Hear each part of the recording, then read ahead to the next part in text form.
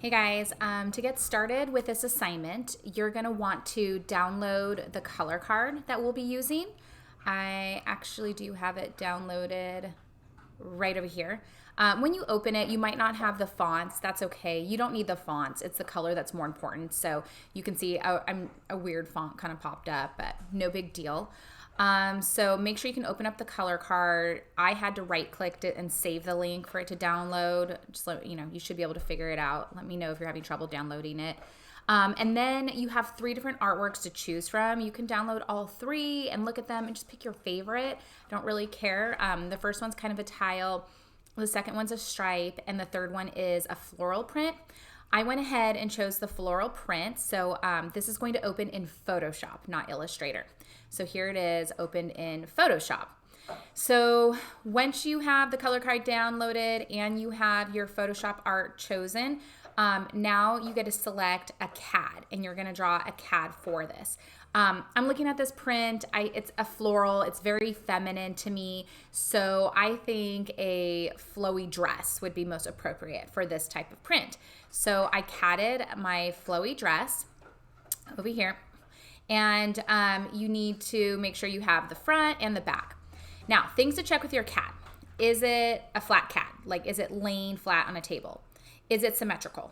Do you have all your seam lines showing? Any top stitching? Are there gathers or drape lines that need to be illustrated? So I am expecting a professional looking CAD. Once it is completely drawn, you need to make sure when you select it, it's all grouped together. So I can just go in with the black arrow and click it and it'll be selected. If it's not, just get your black arrow and select over it and go up to Object, Group. Or I like to hit Command G because I'm on a Mac. You can hit Control G if you're on a PC. Once they're grouped together, you're gonna copy and paste so that you have 4 of them because we're gonna create 4 colorways. So select the 4 and make sure that they are aligned and evenly spaced. I accidentally grabbed my header. I'm gonna hold Shift and click it so it's deselected.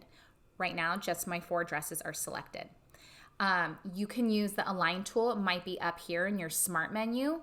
You can always open it through Window, click Align. Mine's actually already opened over here. This one over here will align, it'll distribute the space. Okay, so one of them was kind of off.